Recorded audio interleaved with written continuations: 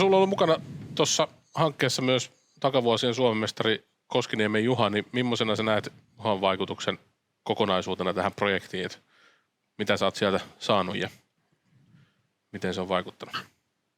No joo, Juha on ollut spotterina lähes kaikissa kisoissa, että Penttilän Mikko on ollut osassa kisoissa ja Juha on ollut osassa kisoissa.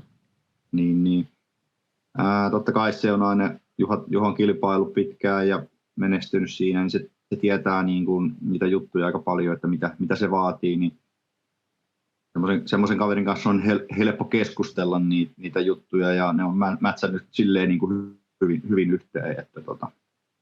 Että totta kai se on niin kuin, aina siitä on etua, että ei varmasti. No Juha on ainut meidän porukassa tällä hetkellä, jolla on driftin kokemusta, että se on niin kuin määrättyjä juttuja saanut tuotua siihen ja se on ollut niin kuin, kaikki on ollut positiivista siltä puolelta, mitä on saatu.